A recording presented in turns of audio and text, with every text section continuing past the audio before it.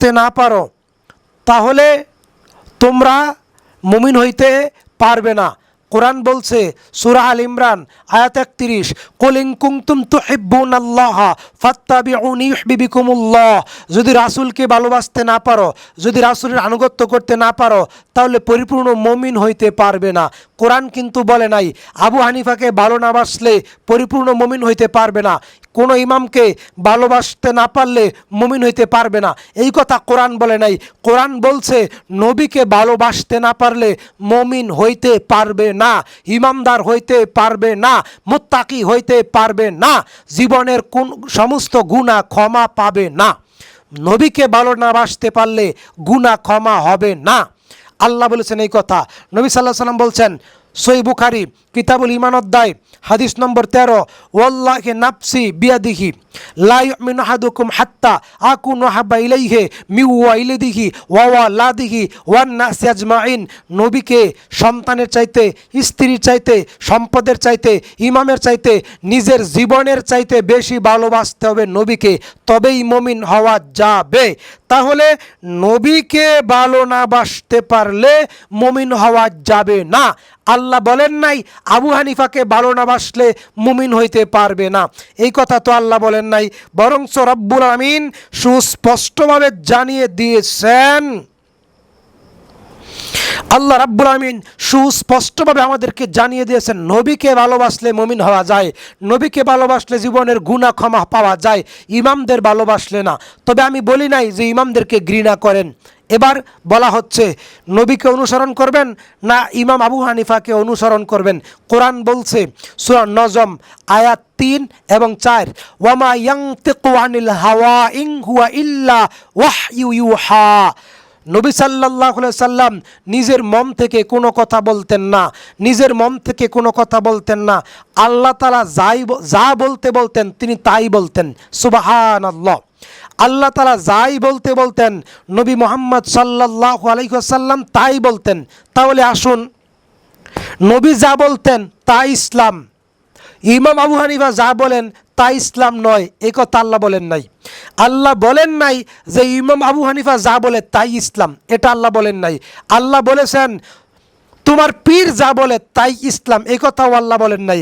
তোমার বড় হুজুর যা বলে তাই ইসলাম, এ কথাও আল্লাহ বলেন নাই। আল্লাহ বলেছেন নবী যা বলেন তাই ইসলাম।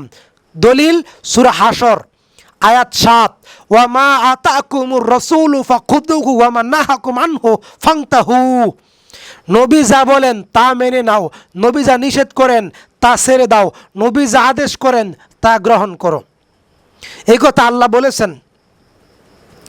নবীকে অনুসরণ করো, নবী যা আদেশ করেন তা মেনে নাও, নবী যা নিষেধ করেন তা বাদ দাও।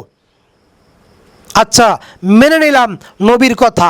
এবার আসুন আরো সহজ করে বলি, নবীকে আমাদেরকে বুঝতে পারেন? আমরা তো নবীকে দেখি নাই, নবী তো মাটির মানুষ না, নূরের তৈরি মানুষ। কোরআন বলছে, আল্লাহ রাব্বুল আমিন আমাদেরকে জানিয়ে দিয়েছেন সূরা কাহাফ আয়াত 110, কুল ইন্নামা আনা বাশারুম মিসলুকুম ইউহা ইলাইয়া আন্নামা ইলাহুকুম ইলাহু ওয়াহিদ ফামান কানা ইয়ারজু লিকা রাব্বিহি ফালইয়ামাল আমালান সালিহান ওয়া লা ইউশরিক বিইবাদাতি রাব্বিহি আহাদা। কোরআন বলছে নবী তোমাদের মতো মানুষ, নবী মাটির মানুষ, নবীকে মাটি থেকে সৃষ্টি করা হয়েছে, নবী নূরের নবী নয়, নবীকে মাটি থেকে সৃষ্টি করা হয়েছে। নবীর পিতা এবং মাতা জাহান্নামে যাবে, নবীর পিতা এবং মাতা জাহান্নামে যাবে। নবী সাল্লাল্লাহু আলাইহি সাল্লাম মাটির মানুষ, তার বাবা এবং মা মাটির তৈয়ার, কাজেই তিনি মাটির তৈয়ার, নবীও মাটির তৈয়ার। মুহাম্মদ সাল্লাল্লাহু আলাইহি সাল্লাম বলছেন আমার উম্মতের সাথে আমার পার্থক্য এতটুকু, আমার কাছে ওহী নাজিল হয়, আমার কাছে ইসলাম নাজিল হয়, আমার কাছে জিব্রাইল আসে, আমার উম্মতের কাছে জিব্রাইল আসে না, আমার উম্মতের কাছে জিব্রাইল আসে না, আমার কাছে জিব্রাইল আসে। আমার সাথে নবীদের উম্মতের এতটুকু পার্থক্য, আর কোনো পার্থক্য নাই। তবে আমার বিশেষ শান রয়েছে, আমার বিশেষ মান রয়েছে, আমাকে ক্ষমা করা হয়েছে, আমার অতীতের পাপ ভবিষ্যতের পাপ ক্ষমা করা হয়েছে, কিন্তু আমার উম্মতের পাপ ক্ষমা করা হয় নাই। এতটুকু পার্থক্য ব্যতীত আর কোনো পার্থক্য নাই।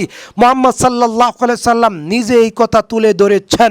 তিনি বলেছেন মক্কার কাফেররা নবীর ব্যাপারে আপত্তি করত, রসুল কি বাজারে যায়, রসুল কি হাটে যায়, রসুলের কি স্ত্রী থাকতে পারে, রসুলের কি সন্তান থাকতে পারে, রসুল কি স্ত্রী সহবাস করতে পারে, রসুল কি খাইতে পারে।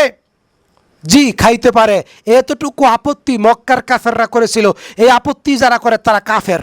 সম্মানিত হাজিরিন, বলছিলাম আল্লাহ বলেছেন নবীকে মানো, নবীর আনুগত্য করো, নবীর অনুসরণ করো, নবীকে ভালোবাসো, তার কথার অনুসরণ করো, তার কথার বাইরে যেও না। তার কথার বাইরে যদি যাও তাহলে তোমরা মুমিন হবে না। কোরআন বলছে সূরা নিসা, আল্লাহ তাআলা বলছেন সূরা নিসা 65 নম্বর আয়াতে, সূরা আহজাব 36 নম্বর 35 নম্বর আয়াতে আল্লাহ তাআলা বলছেন ফালা ওয়া রাব্বিকা লা ইউমিনুনা হাত্তা ইউহাক্কিমুকা ফীমা শাজারা বাইনাহুম, তোমরা অতক্ষণ পর্যন্ত মুমিন হইতে পারবে না যতক্ষণ পর্যন্ত নবীকে তোমাদের বিচারক হিসেবে মেনে না নিবে, নবীর উপরে খাঁটিভাবে ঈমান আনবে, সব কিছুর দায়ভার নবীর জীবনী থেকে গ্রহণ করবে, অতক্ষণ পর্যন্ত মুমিন হইতে পারবে না।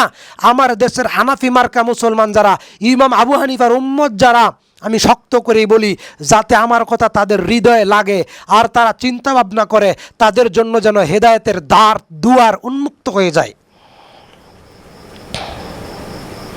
আল্লাহ তাআলা বলেন নাই আবু হানিফাকে ভালোবাসো, তাকে আমরা ঘৃণাও করি না, তবে তাকে অনুসরণ করা যাবে না। হ্যাঁ, ইমাম হিসেবে সম্মানের যোগ্য, কিন্তু নবী আসনে নবীর যতটুকু ভালোবাসা হৃদয়ে থাকবে এতটুকু ভালোবাসা কোনো ইমামের প্রতি থাকবে না।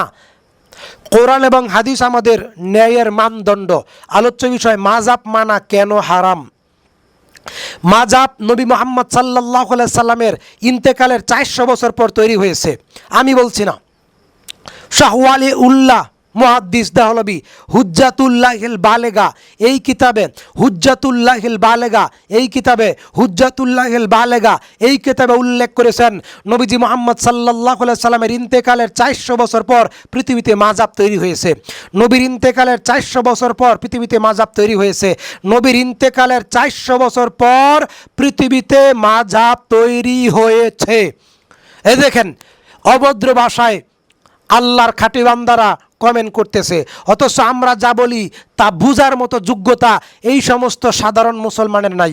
কারণ আমাদের কথা বুঝতে হলে জানতে হবে, বুঝতে হবে, পড়তে হবে, বিবেক দিয়ে চিন্তা করতে হবে। এই দেখেন গালিগালাজ করতেছে কমেন্টে, যারা না জানে তারা গালিগালাজ করে, আমরা তাদের জন্য দোয়া করি। সম্মানিত হাজরিন, বলছিলাম হুজ্জাতুল্লাহিল বালেগাতে তিনি বলেছেন নবীর ইন্তেকালের 400 বছর পর মাযহাব তৈরি হয়েছে। ইমাম আবু হানিফার জন্ম ইরাকের কুফায় 80 হিজরিতে, মৃত্যু 150 হিজরিতে। ইমাম মালিকের জন্ম 93 হিজরিতে, মৃত্যু 179 হিজরিতে মদিনায়। ইমাম শাফির জন্ম 150 হিজরিতে, মৃত্যু 204 হিজরিতে সিরিয়ার গাজা। সম্মানিত হাজিরিন, নবীর ইন্তেকালের 400 বছর পর যেই মাযহাব তৈরি হয়, ওই মাযহাব মুসলমানের জন্য কিভাবে জায়েজ হতে পারে? ওই মাযহাব মুসলমানের জন্য কিভাবে জায়েজ হতে পারে? অসম্ভব, এটা জায়েজ হইতে পারে না, এটা আপনাকে বুঝতে হবে। আমি বলি নাই, শাহ ওয়ালিউল্লাহ মুহাদ্দিস দেহলভী তিনি উল্লেখ করেছেন নবীর ইন্তেকালের 400 বছর পর মাযহাব তৈরি হয়েছে। তাহলে এই 400 বছরে কি পৃথিবীতে মুসলমান ছিল না? ছিল না? এই 400 বছর পৃথিবীতে মুসলমান ছিল না? ছিল না? ছিল। তারা কোন মুসলমান ছিল? হানাফি মার্কা মুসলমান, শাফি মার্কা মুসলমান, হাম্বলি মার্কা মুসলমান, মালিকি মার্কা মুসলমান? তারা কোন মুসলমান ছিল? তারা সাহাবীদের তরিকার মুসলমান ছিল, তারা নবীওয়ালা মুসলমান ছিল, তারা আল্লাহওয়ালা মুসলমান ছিল।